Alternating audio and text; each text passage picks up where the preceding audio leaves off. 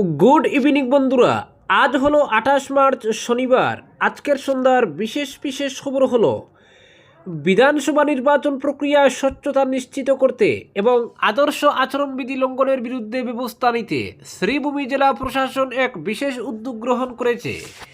নির্বাচনী অনিয়ম বা আদর্শ আচরণবিধি লঙ্ঘনের অভিযোগ জানাতে আমজনতার জন্য জারি করা হয়েছে একটি ফোন নম্বর। নাম্বারটি হলো 03843195 এই নম্বরে তারা সরাসরি ফোন করে অভিযোগ জানাতে পারবেন। পাশাপাশি নাগরিকরা তাদের স্মার্টফোনে সিভিজিল অ্যাপ্লিকেশনটি ব্যবহার করে যে কোনো নির্বাচনী কারচুপি বা বিধি বহির্ভূত কাজের ছবি বা ভিডিও তুলে সরাসরি অভিযোগ জমা দিতে পারবেন। অবাধ, সুষ্ঠু এবং স্বচ্ছ নির্বাচন প্রক্রিয়া নিশ্চিত করতে নির্বাচন কমিশন থেকে এই ব্যবস্থা গ্রহণ করা হয়েছে। জেলা প্রশাসনের পক্ষ থেকে জানানো হয়েছে যে এই হেল্পলাইন এবং অ্যাপের মাধ্যমে প্রাপ্ত অভিযোগের ভিত্তিতে দ্রুত প্রশাসনিক পদক্ষেপ করা হবে। জনসাধারণকে এই ডিজিটাল মাধ্যমগুলি ব্যবহার করে একটি সুস্থ গণতান্ত্রিক পরিবেশ বজায় রাখতে সহযোগিতা করার জন্য অনুরোধ জানানো হয়েছে। অপরদিকে শ্রীভূমিতে 1, 3 ও 4 এপ্রিল হজযাত্রীদের প্রশিক্ষণ। চলতি বছরের হজযাত্রীদের একদিনের ওরিয়েন্টেশন ও ট্রেনিং প্রোগ্রাম শ্রীভূমি জেলার 3টি স্থানে আয়োজন করা হয়েছে। আগামী 1 এপ্রিল থেকে শুরু হবে। 1 এপ্রিল শ্রীভূমির সেটেলমেন্ট বাজার জমিয়ত অফিসে, 3 এপ্রিল বদরপুরের দেওরাইল টাইটেল মাদ্রাসায় এবং 4 এপ্রিল আসিমগঞ্জের আসিমিয়া এমই স্কুলে প্রশিক্ষণের আয়োজন করা হয়েছে। শ্রীভূমির অতিরিক্ত জেলা শাসক ও জেলা হজ কমিটির সদস্য সচিব এক আদেশে জানিয়েছেন, প্রতিদিন সকাল 10টা থেকে প্রশিক্ষণ শুরু হবে। এই প্রশিক্ষণে জেলার সংশ্লিষ্ট হজ পুণ্যার্থীদের উপস্থিত থেকে প্রশিক্ষণ গ্রহণ করতে অনুরোধ জানিয়েছেন শ্রীভূমির অতিরিক্ত জেলা শাসক ও জেলা হজ কমিটির সদস্য সচিব।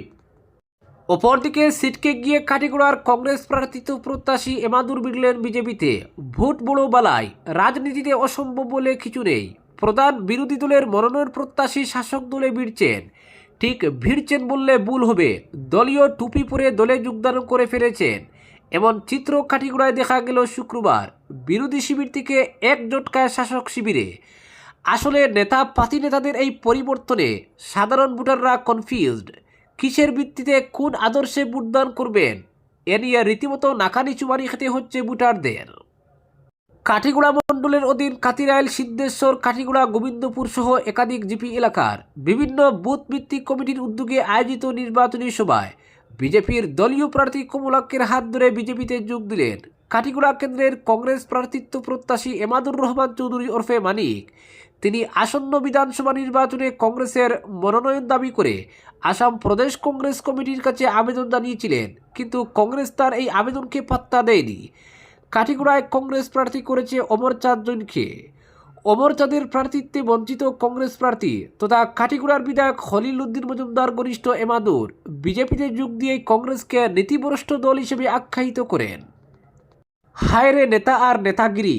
মনোনয়ন দেওয়ার একদিন আগে কংগ্রেস নীতিগত দিক দিয়ে অন্যান্য দলের চেয়ে অন্যতম এবং শাসক বিজেপির একগুয়েমি নীতির বিরুদ্ধে কংগ্রেস লড়াই চালিয়ে যাবে বলে লম্বা চৌড়া বক্তব্য জানলেও মনোনয়ন দেওয়ার একদিন পর কংগ্রেস নীতিভ্রষ্ট হয়ে গেল।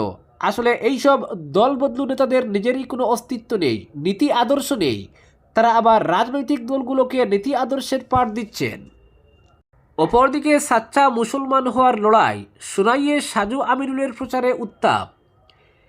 নির্বাচনের আর হাতে গোনা দিনই বাকি, কিন্তু মানুষের মধ্যে তেমন উৎসাহ দেখা যাচ্ছে না। বিশেষ করে মুসলিম নিবিড় সোনাই বিধানসভা কেন্দ্র যেন নির্বাচনের উত্তাপই নেই।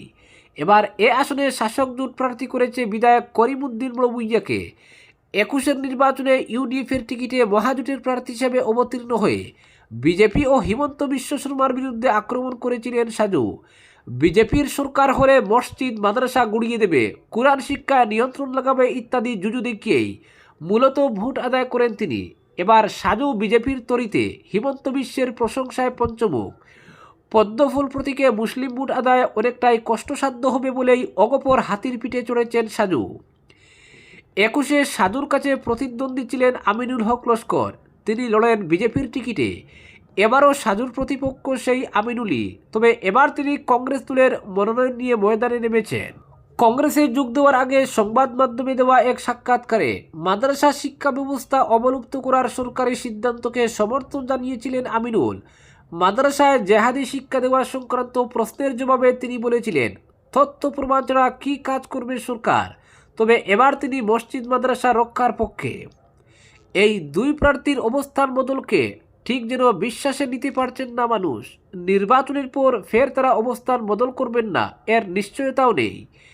এছাড়াও বর্তমানে সোশ্যাল মিডিয়ায় একটি মূর্তি পূজায় আমিনুলের অংশ নেওয়ার পুরনো ভিডিও খুবই ঘুরছে। সন্দেহ নেই প্রতিপক্ষ শিবিরে এই ভিডিও ভাইরাল করেছে। ইসলাম ধর্মে মূর্তি পূজা নিষিদ্ধ, কোনো মুসলিম মূর্তি পূজা করতে পারেন না। মূর্তি পূজক আমিনুল কীভাবে মুসলিমদের হিতৈষী হবেন, এই প্রশ্নটা জনমনে ছড়িয়ে দিতেই মূলত ভিডিও ভাইরাল করা হয়েছে। তাই বলে বসে নেই আমিনুল শিবিরও, তারাও সাজুর একটি ভিডিও বের করেছে। এই ভিডিও ফুটেজও ভাইরাল হয়েছে সোশ্যাল মিডিয়ায়। এই ভিডিওতে দেখা গেছে জনৈক হিন্দু মহিলা সাজুকে সেজদা করে প্রণাম করছেন। এটাও ইসলামে কঠোরভাবে নিষিদ্ধ। মুসলমানদের বিশ্বাস সেজদা পাওয়ার একমাত্র অধিকারী আল্লাহ। কেউ সেজদা গ্রহণ করলে নিজেকে আল্লাহর সমকক্ষ ভেবে নিল। ওই ভিডিওতে দেখা গেছে সেজদা দেওয়া মহিলাকে বাধা না দিয়ে তাকে আশীর্বাদ করছেন সাজু। কেউ সেজদা গ্রহণ করলে আর মুসলমান হয়ে থাকতে পারে না, এটাই ইসলাম ধর্মীয় বিশ্বাস। এই ভিডিও ভাইরাল করে মূলত সাজুর সাচ্চা মুসলমান হওয়া নিয়ে প্রশ্ন জুড়ে দিয়েছে প্রতিপক্ষ শিবির। প্রধান দুই প্রতিদ্বন্দ্বীর মধ্যে এমন কাদা চোরাচুরি সরগরম করে রেখেছে সোশ্যাল মিডিয়া। শাসক জোট এবং কংগ্রেস ছাড়াও এই আসনে প্রার্থী দিয়েছে তৃণমূল কংগ্রেস ও এআইইউডিএফ। সমাজকর্মী অধ্যাপক শাহজাহান লস্করকে প্রার্থী করেছে মমতা সুস্মিতার তৃণমূল। সুশিক্ষিত স্বচ্ছ ভাবমূর্তির শাহজাহানের গ্রহণযোগ্যতাও কম নয় এলাকায়। ইউডিএফ অবশ্য দাঁড় করা প্রার্থী দিয়েই দায় সেরেছে। তাদের প্রার্থী মিনার হোসেন মাজার ভুঁইয়া জেডিইউ প্রার্থী হিসেবে ময়দানে অবতীর্ণ হয়েছিলেন। জেডিইউ দলের সম্ভাব্য প্রার্থী হিসেবে মিনারের লাগানো ব্যানার এখনও ঝুলছে এলাকায়, কিন্তু মনোনয়ন জমা দিলেন ইউডিএফ প্রার্থী হিসেবে। এছাড়াও বেশ কজন নির্দল প্রার্থীও রয়েছেন ময়দানে। প্রধান দুই প্রতিদ্বন্দ্বী সাজু আমিনুলের সাচ্চা মুসলমান হওয়ার লড়াই কতটা ফায়দা নিতে পারেন তৃণমূলের শাহজাহান, সেটাই হবে লক্ষণীয়। অপরদিকে প্রশাসনের দাবি সংকট নেই, সিলিন্ডার অভাবে বন্ধ শহরের হোটেল। মধ্যপ্রাচ্যের যতই যুদ্ধ চলুক, আসামে পেট্রোল ডিজেল ও রান্নার গ্যাসের কোনো আকাল নেই। ফলে আতঙ্কিত হওয়ার কোনো প্রশ্নই ওঠে না। মুখ্যমন্ত্রী হিমন্ত বিশ্ব শর্মা থেকে শুরু করে মুখ্য সচিব রবি কুটা এই দাবি করেছেন। কিন্তু শিলচর শহরে অন্য চিত্রই ক্রমশ প্রকট হয়ে উঠছে।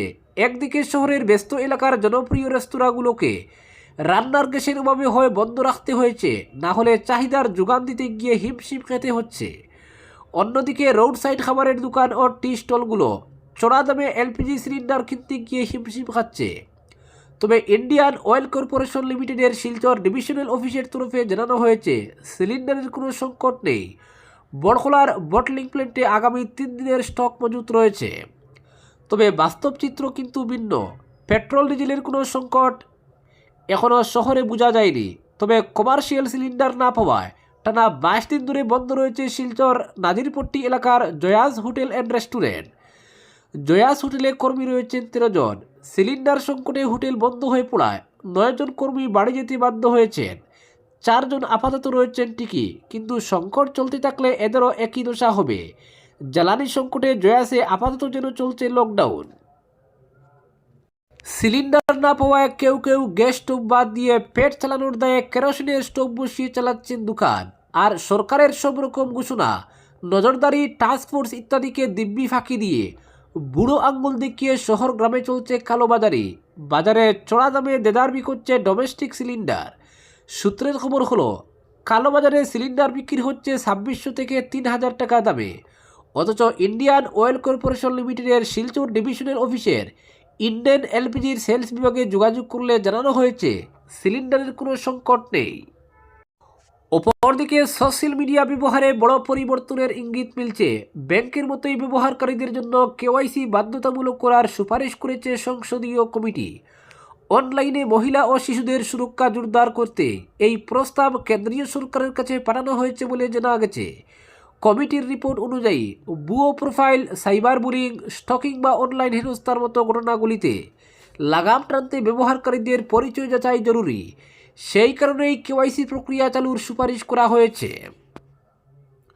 প্রস্তাব কার্যকর হলে আধার বা প্যান কার্ডের মাধ্যমে পরিচয় যাচাই করেই তবেই সোশ্যাল মিডিয়া ব্যবহার করতে হবে।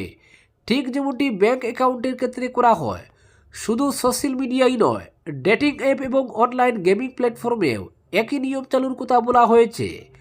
কমিটির মতে কেওয়াইসি নির্ভর পরিচয় ও বয়স যাচাই ব্যবস্থা চালু হলে অপরাধীদের চিহ্নিত করা সহজ হবে। অপরদিকে পারস্পরিক সম্মতিতে প্রাপ্তবয়স্ক নারী পুরুষের একত্রবাসকে অপরাধ হিসেবে দেখা যায় না, এমনই গুরুত্বপূর্ণ পর্যবেক্ষণ করল এলাহাবাদ হাইকোর্ট। আদালত স্পষ্ট জানিয়েছে, কোনো বিবাহিত পুরুষ যদি প্রাপ্তবয়স্ক মহিলার সঙ্গে সম্মতিতে লিভ ইন সম্পর্কে থাকেন, তা ফৌজদারি অপরাধের আওতায় পড়ে না। উত্তরপ্রদেশের শাহজাহানপুরের এক যুগলের মামলায় এই পর্যবেক্ষণ সামনে আসে। মহিলার পরিবারের অভিযোগের ভিত্তিতে ওই যুগলের বিরুদ্ধে মামলা দায়ের হয়েছিল। দাবি করা হয় পুরুষ সঙ্গে বিবাহিত হওয়ায় এই সম্পর্ক বেআইনি। তবে আদালত জানায়, আইন এবং সামাজিক নৈতিকতা এক নয়, ব্যক্তিগত সম্পর্কের ক্ষেত্রে আইনি শেষ কথা। বিচারপতি জে মুনির এবং বিচারপতি তরুণ সাক্সেনার বেঞ্চ জানায়, দুই প্রাপ্তবয়স্ক ব্যক্তি যদি নিজেদের সম্মতিতে একসঙ্গে থাকতে চান, তবে সেই সম্পর্ককে অপরাধ হিসেবে গণ্য করা যায় না। আদালতের মতে নৈতিকতা এবং আইনের সীমারেখা আলাদা এবং এই দুইকে গুলিয়ে ফেলা উচিত নয়। আবেদনকারী মহিলা পুলিশের কাছে লিখিতভাবে জানিয়েছিলেন যে তিনি স্বেচ্ছায় এক ব্যক্তির সঙ্গে লিভ ইনে রয়েছেন। সেই সঙ্গে তিনি আশঙ্কা প্রকাশ করেন তার পরিবার অনার কিলিংয়ের চেষ্টা করতে পারে। তবে অভিযোগ থাকা সত্ত্বেও সংশ্লিষ্ট পুলিশ কর্তৃপক্ষের তরফে প্রয়োজনীয় পদক্ষেপ নেওয়া হয়নি বলে আদালত পর্যবেক্ষণ করে। এই পরিস্থিতিতে হাইকোর্ট স্পষ্ট নির্দেশ দেয়, প্রাপ্তবয়স্ক দুইজন মানুষের নিরাপত্তা নিশ্চিত করা পুলিশের দায়িত্ব। পাশাপাশি মহিলার পরিবারকে ওই দম্পতির সঙ্গে যোগাযোগ না করা এবং তাদের কোনো রকম ক্ষতি না করার নির্দেশও দেওয়া হয়েছে। অন্যদিকে মহিলার পরিবারের অভিযোগ ছিল, এক বিবাহিত যুবক তাদের মেয়েকে প্রভাবিত করে লিভ ইন সম্পর্কে জড়িয়েছেন। কিন্তু আদালত জানিয়ে দেয়, যেহেতু ওই মহিলা স্বেচ্ছায় সম্পর্ক বজায় রেখেছেন, তাই বিষয়টি ফৌজদারি আইনের আওতায় পড়ে না। আজকের বিশেষ সংবাদ এখানেই সমাপ্ত।